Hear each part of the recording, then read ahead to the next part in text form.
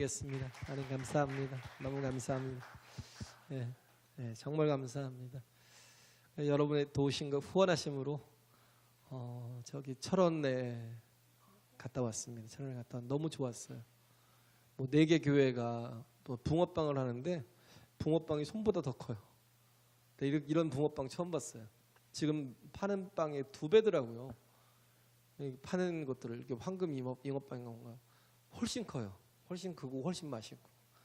근데 4개 교회가 와서 하기도 하고, 그리고 또 우리 지방의 목사님들이 한 9분이 가셔서 여러분 도움 속에서 잘하고 제가 너무 기뻐서 광고 시간이 아님에도 불구하고 말씀드렸습니다.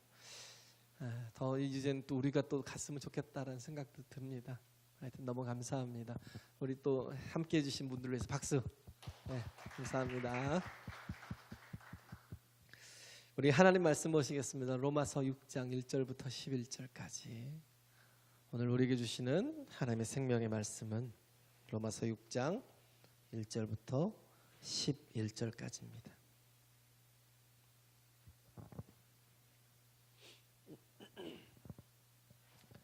같이 한 절씩 교독하겠습니다.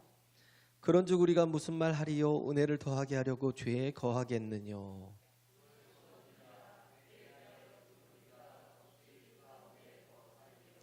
무릇 그리스도 예수와 합하여 침례를 받은 우리는 그의 죽으심과 합하여 침례받은 줄을 알지 못하느뇨?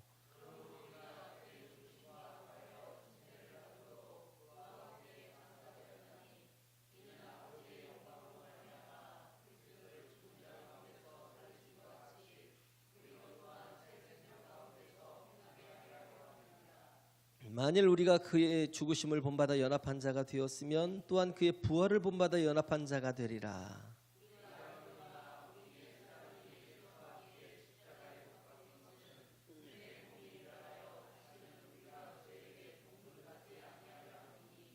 이는 죽은 자가 죄에서 벗어나 의롭다 하심을 얻었음이니라.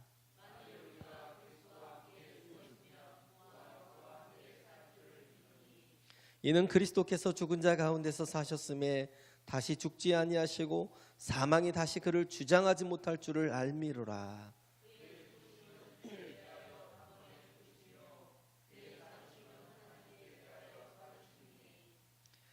다 같이요. 이와 같이 너희도 너희 자신을 죄에 대하여는 죽은 자요 그리스도 예수 안에서 하나님을 대하여는 산 자로 여길지어다.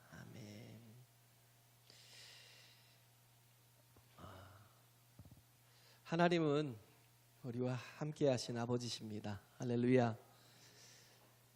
오늘의 키워드는 연합인 것 같아요. 연합. 연합이라는 건 2가지 의미가 있다. 그래서 제가 적었죠. 하나는 유나이티드와 또 하나는 접붙이는 거. 2가지를 얘기를 하는데 온전한 연합, 하나님과의 연합. 우리가 죄의 종이었던 또 그래서 사망이 왕노릇하던 사람들이었잖아요. 그러나 이제는 하나님의 은혜로 말미암아 이제는 우리가 죄의 종되었던 삶에서 내 사람은 다 죽고 이제는 우리가 새 것이 되고 새롭게 되어 새 사람이 되어서 이제는 그리스도와 온전히 연합한 연합이라는 자체가 우리가 용해되는 거죠. 어떻게 보면 설탕과 물이 있는데 이건 전혀 다르잖아요. 그런데 설탕이 완전히 물속에 용해돼서 전혀 다른 성질을, 그죠? 단물이 되는 것처럼, 그죠? 소금이 들어가면 소금물이 되겠죠. 그래서 바닷물 같은 경우는 바닷물의 그 염기가 3%가 채 되지 않는데요. 그런데도 불구하고 많은 생명이 그 속에 있고 많은 것들을 다 받아들이면서 흡수를 시켜도 썩지 않고 그냥 싱싱하게 계속 유지할 수 있는 건 염기가 있기 때문에, 그죠?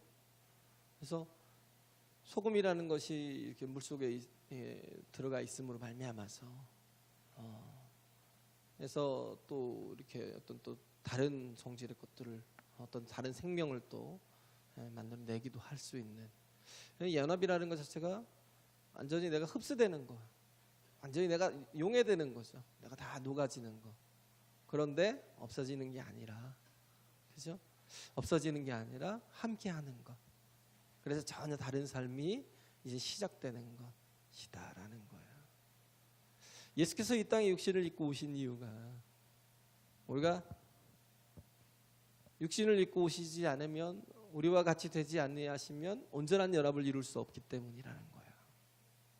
어떤 분이 그런 얘기를 하더라고요. 수족관, 큰 수족관을 관리하는데 그러기 위해서는 뭐 질산염 농도를 잘 맞춰야 되고 뭐 암모니아 농도도 잘 맞춰야 되고 그리고 뭐 그 자갈 있는 바닥에도 뭐 효소가 나올 수 있어야 되고 뭐 산소 농도면 뭐 여러 가지를 굉장히 잘 맞춰줘야 된대요.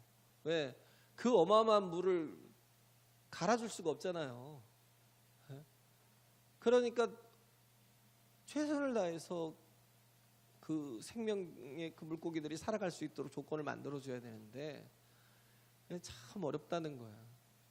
저도 물고기를 이렇게 키워봤지만 그냥 산소 공급도 안 하고 옛날에는 조그마한 어항 갔다가 금붕어 이렇게 팔면 그 학교 앞에서 그 학교 앞 문구점에서 이렇게 어떤 아저씨들이 금붕어를 갖고 와서 팔면 그걸 이렇게 한 봉다리 사가지고 와서 이제 어항에다 집어넣고 이렇게 키워요. 근데 얼마 못 가고 그냥 죽더라고요 또. 근데 그 죽는 이유가 물에 관한 것이었다라는 걸 몰랐던 거죠.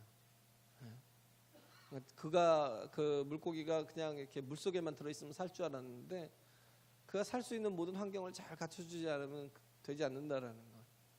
그런데 그 수족관을 이제 관리하면서 물고기들을 이렇게 계속 먹이를 주고 하는데 들어가서 직접 들어가잖아요. 잠수복을 입고 직접 들어가서 막 물고기들 이렇게 직접 이렇게 물고기를 이게 먹이를 주려고 그러면 얘네들이 쏜살같이 도망가서 숨어버린대요. 분명히 자기들을 살려주고 얼마나 많은 좋은 조건과 환경을 만들어주고 갖춰주고 그러면서 정말 그들에게 일용할 양식을 제공하려고 하는데도 불구하고 죽이는 줄 알고 그냥 쏜살같이 들어가서 숨는다는 거예요. 딱 하나님과 우리와의 관계가 그와 같은 관계가 아닌가. 뭔가 정말 우리가 하나님을 온전히 알기 위해서는 하나님은 하나님의 모습으로 우리 앞에 서서는 우리가 하나님을 온전히 이해할 수 없다라는 거예요. 그를 온전히 그와 하나 될 수 없고 그를 만날 수 없어요. 또 우리는 죽이는 줄 알고 숨겠죠. 그렇기 때문에 하나님께서 이 땅에 육신을 입고 오신 거예요. 이 땅에 육신을 입고 오셔서 사람과 같이 되었고 종의 형체를 가지고 이 땅에 오셔서 우리를 살리시기 위해서 또 그 모든 공생애 가운데서 복음을 전하시고 뭐 가난한 자들에게 또 복음을 전하고 뭐 포로된 자에게 또 자유를 주고 눈먼 자에게 다시 보게 하고 병든 자를 고치고 그러잖아요. 이렇게 이사야서 61장 1절 2절에 있는 말씀을 그대로 예수께서 오셔서 성취하십니다. 그리고 우리를 위해서 대속의 속죄 제물이 되어 주시는 거예요. 대표성 얘기를 했죠. 지난주에 얘기했던가요? 대표성. 한 사람의 아담으로 인해서 온 세상에 범죄가 이게 온 세상에 죄가 들어오고 한 사람의 순종하심을 통하여서 온 세상에 하나님의 뜻이 이루어지고 의가 이루어지고 생명이 들어오는 순종이라는 게 굉장히 중요한 또 키워드예요. 우리의 삶에서 순종이다라는 거 부흥을 제가 얘기를 언제 했죠? 수요일날 했던가요? 금요일날 했던가요? 부흥에 관한 얘기를 했어요. 부흥이라는 건 뭐냐면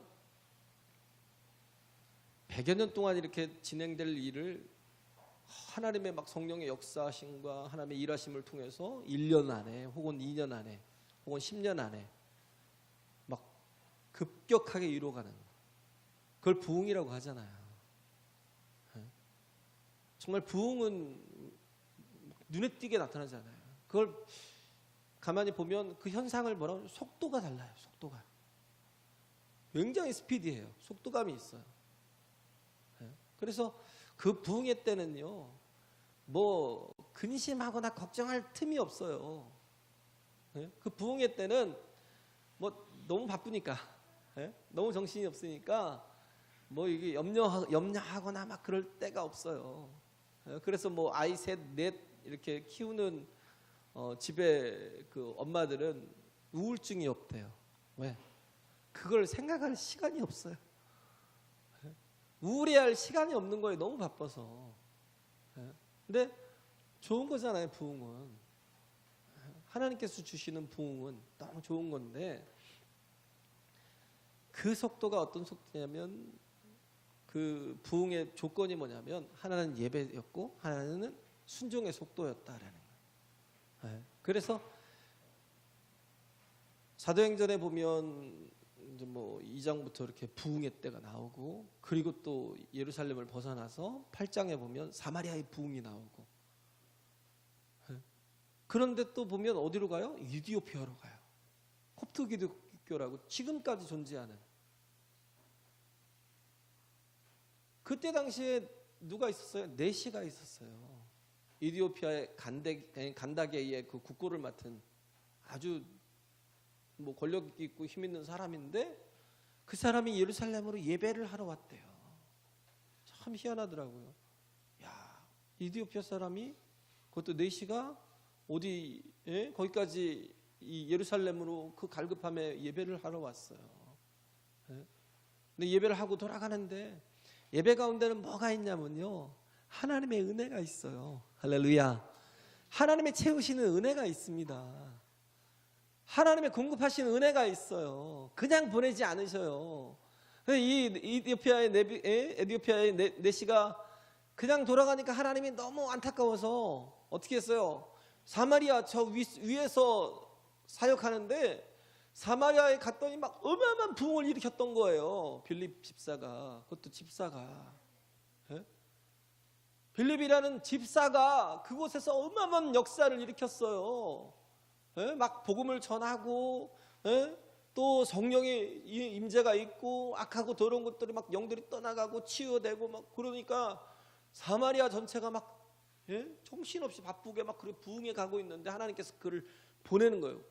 긴급히 예배자에게 보내는 거예요. 너는 저에게 가라는 거예요. 빨리 가라는 거예요. 남쪽으로 내려가라는 거예요. 네게부 사막 쪽으로 가라는 거예요. 광야를 향해 뛰라는 거예요. 빌립은요, 뭐가 뭔지도 모르고 순종하며 뛰었어요. 순종의 속도가 굉장히 빨랐던 거예요.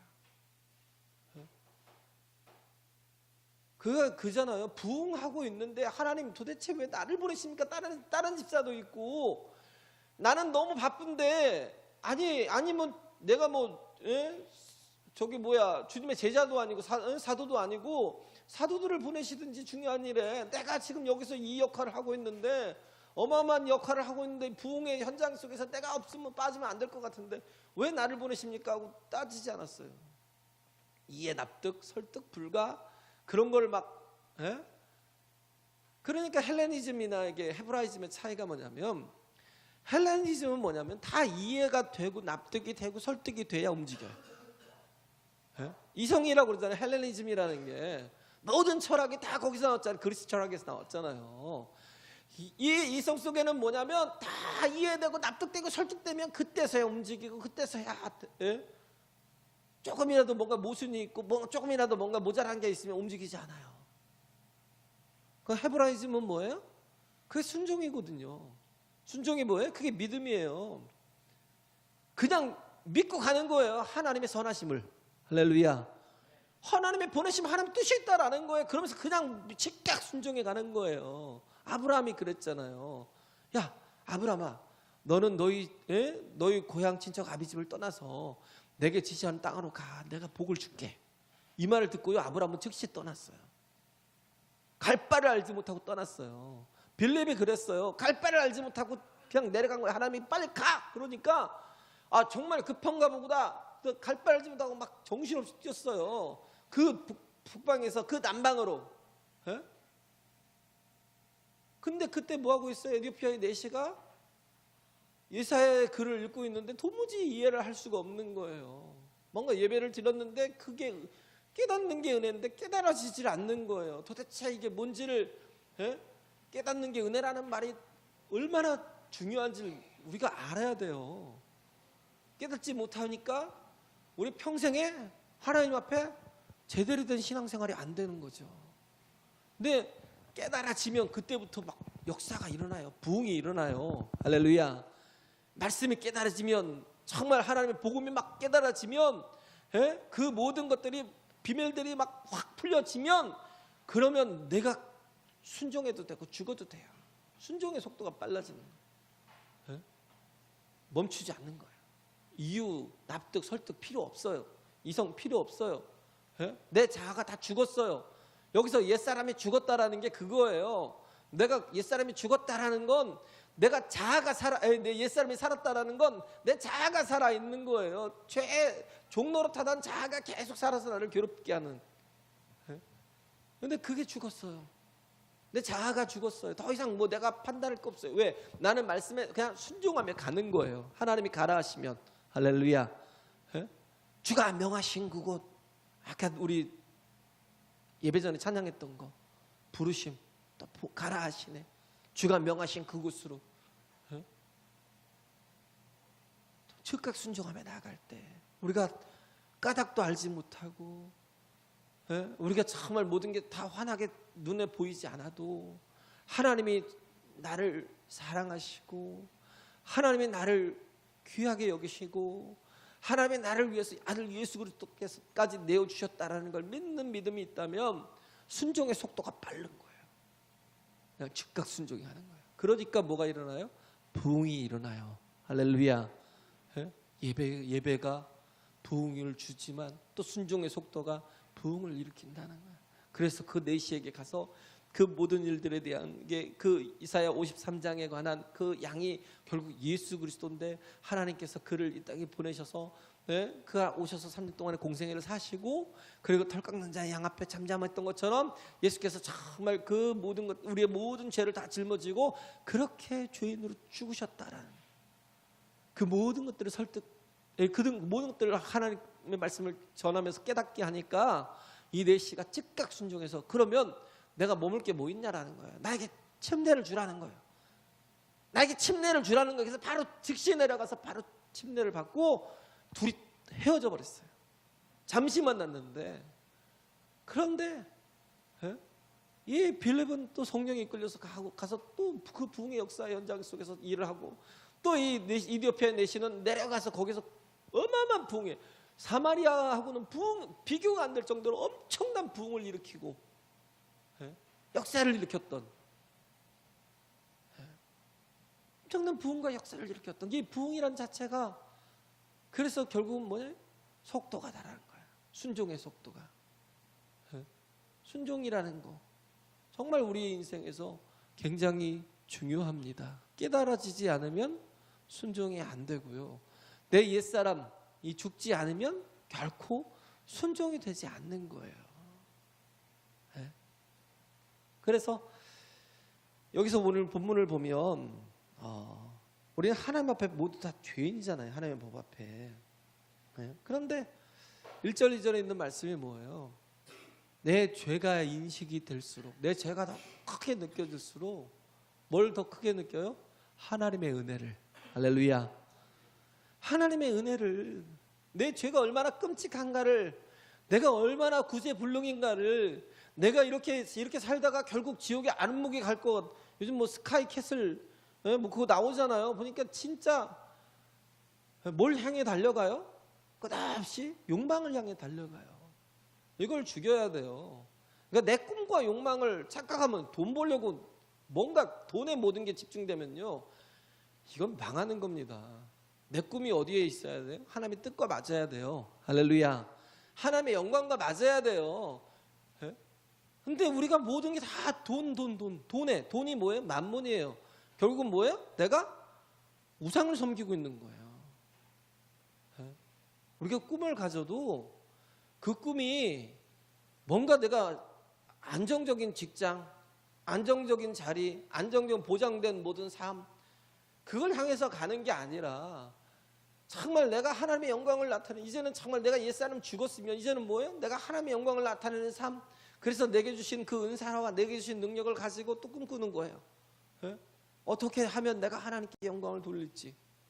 우리 온유가 어제 선생님 합창단 발표회를 갔었나 봐요. 장로 합창단 발표를 갔는데 거기서 우리 온유가 또 은혜를 받았더라고. 아빠 갔더니 모든 게 예배야. 그 말을 하는데요, 제가 너무 기뻤어요. 얘가 조금 또 한 번에 눈이 뜨이는구나. 모든 게 예배야. 우리 입을 벌려 찬양하는 게 예배가 되고, 내가 그런 생각이 어렸을 때부터 내가 가졌던 게 뭐냐면, 얘 입술에서 나오는 모든 노래가 정말 하나님께 찬양이 되고 예배가 되고, 그렇잖아요. 그런 사람이 좀 되길 원한 거예요. 뭐 꿈을 쫓아가는데 욕망을 쫓아가는 게 아니에요. 돈을 쫓아가는 게 아니에요. 가난해도 돼요. 예? 좀 남들보다 덜 벌어도 되고 못 벌어도 되고. 예?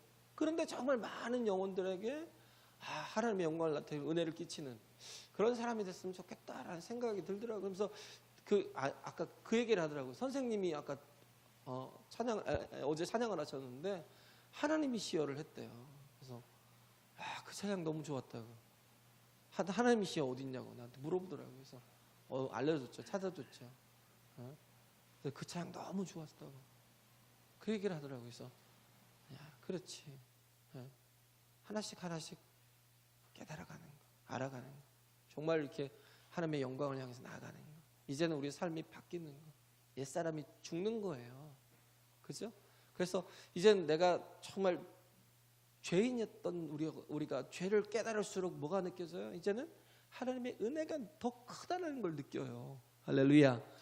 예? 그래서 그 은혜 때문에 내가 죄를 더 지으려고요? 아니, 그게 아니라는 거죠. 1, 2절에 있는 말씀은 우리가 뭐 어린아이가 아니고 다 이해할 수 있는 말씀이잖아요. 예? 여기에 깊이 의미를 둘 필요는 없고요. 중요한 건 내가 이제는 전에는 죄인이었지만 이제는 내가 예수 그리스도로 말미암아 구속함을 입었다라는 거예요. 내 모든 죄가 다 씻어졌다는 거예요. 내 과거와 현재와 미래의 죄까지도 다 씻겨졌다라는 거예요. 그렇기 때문에 자유한 게 아니라 그렇기 때문에 새 사람이 되는 거라고요. 할렐루야. 그렇기 때문에 새 사람이 되는 거예요. 그래서 이게 우리가 알아야 될 게 뭐냐면, 내가 죄 사함을 받았다는 건 인정하는데 내가 그리스도와 연합하여 죽었다는 걸 인정을 안 해요. 이건 잘 몰라요. 내 옛사람이 죽었다라는 건 결국은 뭐예요? 내가 죄의 종로로 타던 내 옛 자아가, 내 애고가 죽은 거예요. 더 이상 내가 죄로 인해 살려 하지 않고, 이젠 내가 그리스도와 연합해서 우리의 생각에서부터, 우리 언어에서부터, 우리의 모든 행동에서부터 열매까지 뭐가 나타나야 돼요? 그리스도의 새 사람의 그런 모습들이, 언어들이, 그런 열매들이 드러나고 나타나야 된다는 겁니다. 할렐루야. 예? 그런 게 드러나고 나타나야 돼요. 내가 죽어야 돼요. 예? 그리스도와 연합됐다는 그런 증표가 뭐예요? 침례잖아요. 침례를 우리가 그냥 형식적으로 받는 게 아니에요. 고백입니다. 우리가 예수 그리스도께서 나를 위해서 죽으시고 또 내가 그와 함께 죽었음이 깨달아지면 그 에티오피아의 내시처럼 같이 침례를 받잖아요. 내가 더 이상 망설일 필요가 없다. 침례를 받는다라는 건 그 죽음과 동참한 온전한 연합을 이루는 거예요. 우리는 침례를 받잖아요. 세례가 아니에요. 물 뿌리는 거 아니에요. 우리는 직접 물속에서 완전히 장사되는 거예요. 내 옛사람이 죽는 거예요. 내 몸은 내 육신이 죽은 건 아니고요. 육신이 죽은 게 아니에요. 내 옛사람이 죄에 매여서 죄의 종로로 타던 옛사람이, 내 자아가, 내 애고가 죽는 거라고요. 그렇게 돼야 뭐예요? 그리스도와 함께 다시 부활의 소망을 갖는 거죠. 할렐루야. 삶이 달라져요. 삶이 달라져요. 쉽게 얘기해서 그런 얘기죠. 죄를 많이 짓다가 무기수가 되었어요. 무기수가 되면 어떻게 돼요? 감옥 교도소에 갇히잖아요. 그래서 교도소장과 그 교도관의 통제를 받아요. 내가 막 내 맘대로 살고 싶어 한다고 사라지지 않아요. 그 교도관에 하는 말 따르지 않으면 뭔가 바로 징계가 오니까 그렇게 바뀌는 거예요. 통제가 바뀌는 거예요. 이제는 내가 죄의 종로로 타던 사람이에요. 내가 마음대로 살았어요. 세상의 풍속을 쫓고 세상의 욕망을 쫓고 세상의 욕심을 따라 살았어요. 스카이 캐슬처럼 그렇게 살았어요. 그런데 거기서 나타나는 게 뭐예요? 죄의 무게. 엄청 무겁잖아요. 그렇잖아요. 거기서 그 아이가 감옥에 간 것도 아닌데 자기의 그 욕망을 위해서 죄가 드러나지도 않았지만 뭐예요? 그러나 정말 그 속에서 막 갈등하고 고민하고 막 죄에 짓눌려서. 죄라는 게 얼마나 무서운 건데요. 드러나지만 않으면 돼요? 드러나도 끔찍하잖아. 드러나도 끔찍할 거예요. 그러나 드러나지 않아도 나를 계속 짓누르고 있거든요. 예수께서 이 모든 무거운 짐을 다 벗어버리게 하셨어요. 할렐루야. 나를 자유케 하셨어요. 나를 새롭게 하셨어요. 그래서 이제는 그리스도와 연합돼서 이제는 새로운 삶을 살아가는.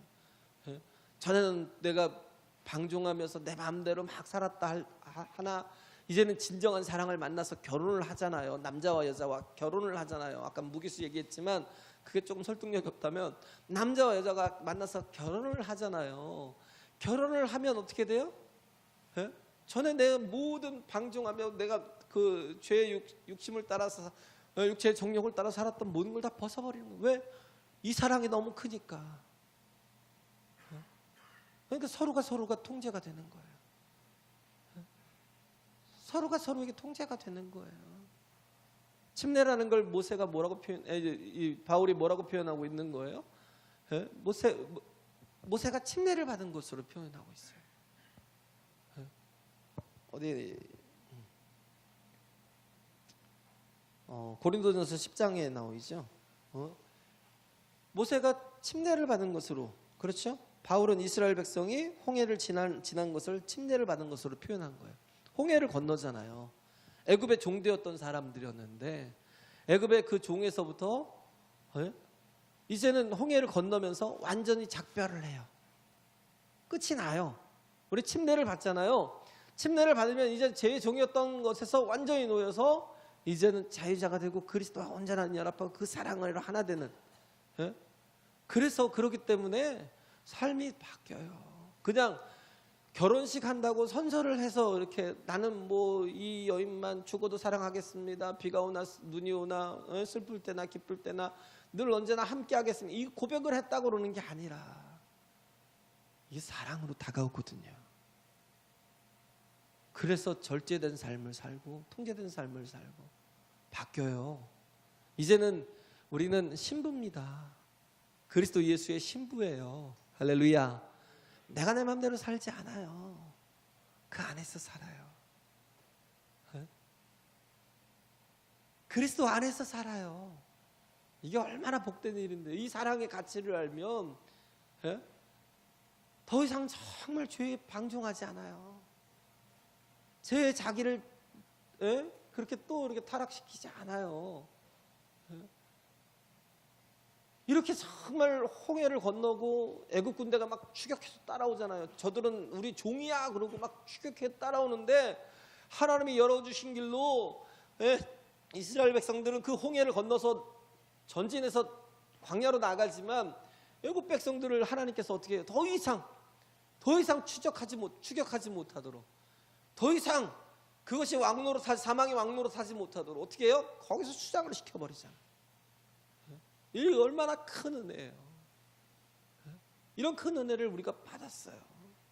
이런 큰 은혜를 받았고 이제는 뭐 어떻게 해요? 하나님이 임재 가운데서 살아가는, 낮에는 구름 기둥으로 밤에는 불 기둥으로 하나님께서 지켜주시고 인도하시고 정말 늘 영광 가운데 거하게 하시는, 그리고 뭐예요?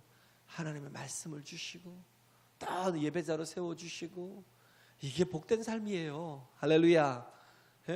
정말 하나님과 온전히 하나 된 삶. 우리가 예배가요 언제 됐으면 좋겠어요. 한 10시 50분부터 같이 모여서 같이 예배하고 조금이지만 먼저 같이 또 기도하고 찬송하고 그렇게 예배를 시작했으면 정말 아름답겠다. 우리의 예배가 준비 없는 예배가 되고, 예배가 있을 때 부흥이 있다니까요. 부흥이라는 게 교회 부흥이 아니에요. 이 부흥이라는 건 뭐예요? 개인적인 부흥이고 또 가정의 부흥이고 또 교회 부흥이죠. 할렐루야. 예? 이걸 경험하라고요. 예배를 통해서. 내가 온전한 예배자 같음을 통해서 하나님 얼마나 좋으신 분인데, 예? 하나님 얼마나 좋으셔요. 정말 그 좋으신 분 앞에 이제 믿음으로 반응하는 그런 삶. 우리가 그렇잖아요. 내 옛사람이 죽었다라는 게 실감이 나지 않아요. 그죠? 내가 옛사람이 죽은 걸 어떻게 알아? 막 이런 식으로. 그죠? 이걸 어떻게 알아요? 사실이니까. 왜? 성경에 그렇게 말씀하고 있잖아요. 사실이라는 거예요. 사실에 입각한 거예요. 그잖아요. 내가 누구 집에 양자로 들어갔어요. 구하러 있다가 누구 집에 양자로 들어갔어요. 예? 근데 양자로 들어갔는데 이게 내가 막 진짜 이 집에 아들 된 것이 체감이 되려면 뭐 한 5년 지나고 10년 지나야 돼요? 예? 바보죠. 예? 뭐예요? 소리가 그렇게 말하고 있잖아요. 네가 아들이라고. 네가 딸이야 그러면 그때부터 엄마 아빠 불러가면서 더 막 친해지고, 예? 사랑을 받고 사람한테 사랑을 받을 자격이 있어. 예? 근데 여전히 고아원에서 이렇게 자라던 식으로 내가 이곳에 이분들에게 누를 끼치면 저분들이 나를 때릴까?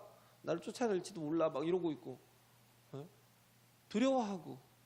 그게 아니라 사실이 뭐예요? 내가 이 집에 아들 되고 딸 된 겁니다. 할렐루야. 예? 아들 되고 딸 된 거예요. 느낌이 없다고 막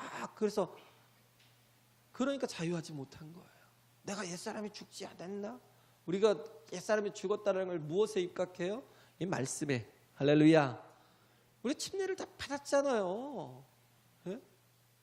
이제는 뭐예요? 내가 새 삶을 사는 거예요. 에베소서 2장인가요? 이제는 옛사람은 다 죽었어요. 할렐루야. 예? 에베소서 4장이네. 옛사람은 다 벗어버린 거, 다 벗어버리고 옛사람은 다 죽었고 이제는 내가 새 사람이 되었어요. 예? 이게 어디서 나와요? 사실에. 우리나라가 광복을 맞았을 때도요, 8월 15일 날 광복을 맞았어도요, 고요했대요. 왜? 느끼질 못하는 거예요. 일본, 여기 우리나라에 와서 지배하고 있는 일본 사람도 느끼지 못하고, 우리 한국 사람도 일상이 똑같으니까 못 느끼고, 그러다가 지금 아베 총리죠? 네? 아베 총리의 할아버지였대요. 총독이. 그때 당시에 항복 문서를 썼던 총독이. 그 누구 무슨 뭐 장군에게, 미국의 무슨 장군에게, 예? 항복 문서를 써서 9월 9일 날 이렇게 딱 그때 주면서부터 이제 해방이 느껴지는 거예요. 근데 뭐예요? 이미 8월 15일 날 해방이 된 거예요. 느껴지지 않는다고 그냥 잠잠했던 거예요. 침묵하고 있었던 거예요. 느껴져야 돼요? 사실을 보면 됩니다. 할렐루야. 사실을 보면 돼요. 그리스도께서 나를 위해서 죽으셨어요. 이걸 내가 믿어요. 이제는 내가 죽은 거예요. 내가 그와 함께 연합해서 죽은 거고, 내가 그와 함께 장사되어진 거예요. 이젠 내가 옛사람을 살지 않고 새사람을 살 수 있는 건 뭐예요? 이거를 느낌으로 아는 게 아니라 사실로 받아들이는 거. 할렐루야. 이걸 자꾸 느낌으로 받아들이려고 하니까 뭐 제대로 살아내지 못하는 거예요. 새 삶을. 제발.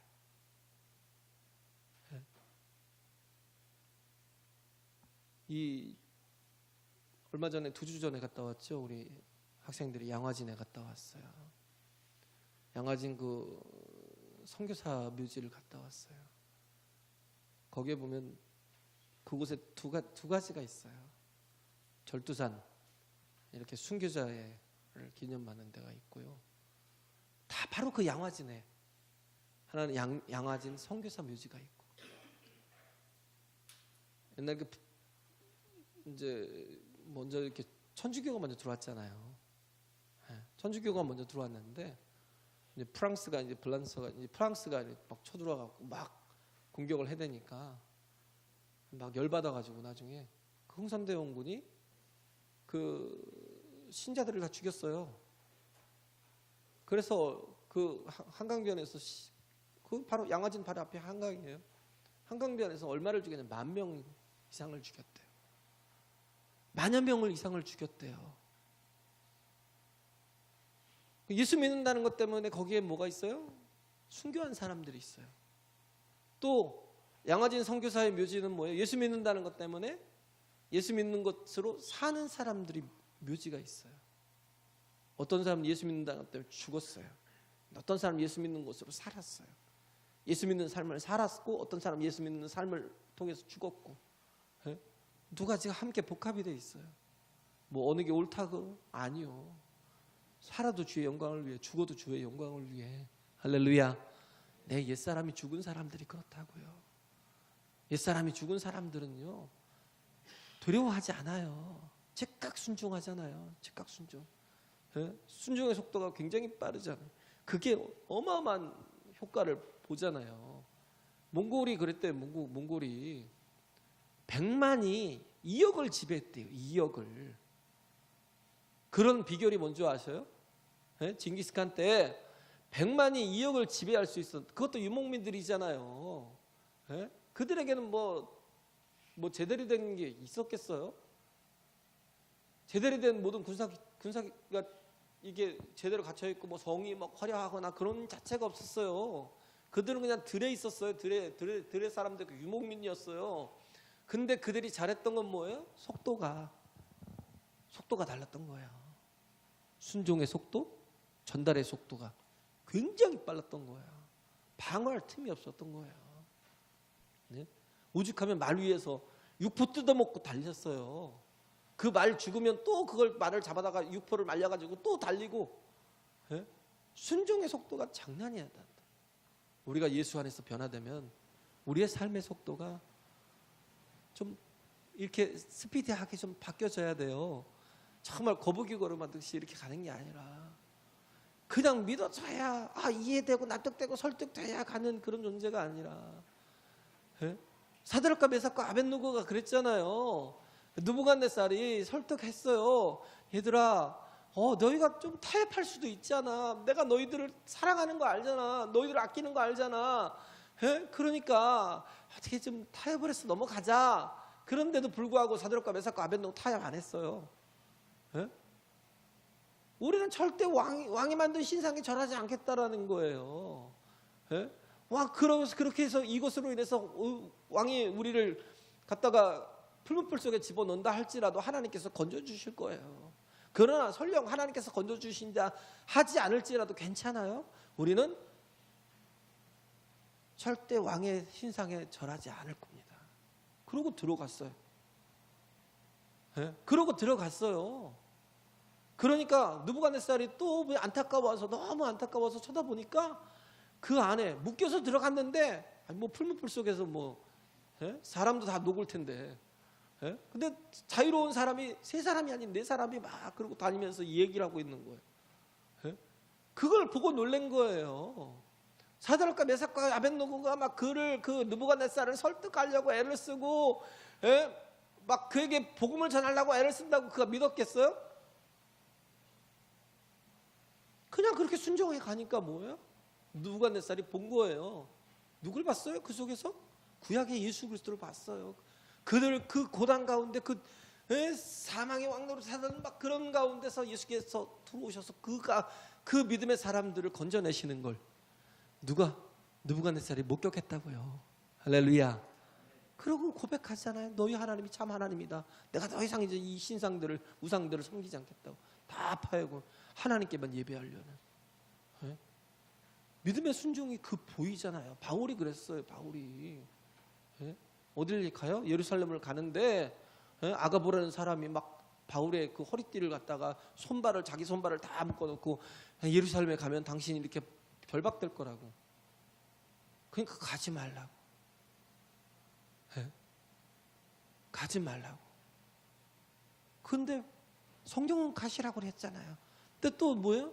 이 다른 사람들을 통해서 예언을 하면서 막 가면 죽습니다. 가면 뭐 결박당합니다. 핍박이 있습니다. 막 이렇게 막 그러면 그래서 하지 말아야 됩니다 그러는데 바울은 뭐예요? 아니다. 하나님께서 나를 가라 하셨다라는. 그러면 하나님께서 섭리하실 거야. 순종하면. 그 생각을 하지 않잖아요. 그냥 순종하며 가니까 어떻겠어요?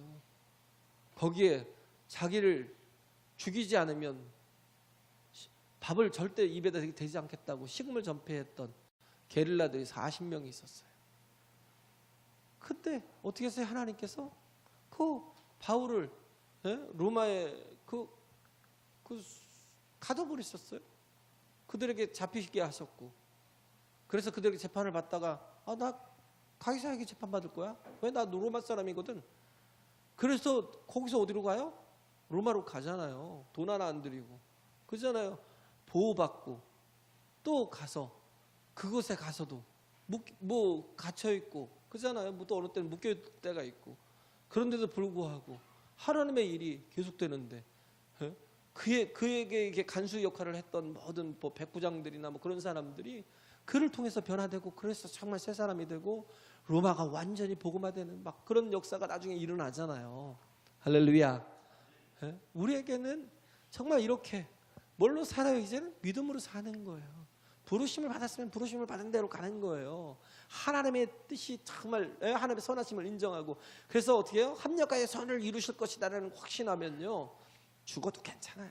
절두산이 있고 양아지 선교사의 묘지가 있는데 그렇게 예수 믿는 것으로 살아도 되고 또 예수 믿는다는 것 때문에 죽어도 괜찮아요. 우리가 뭘 붙들어요? 진리를. 할렐루야.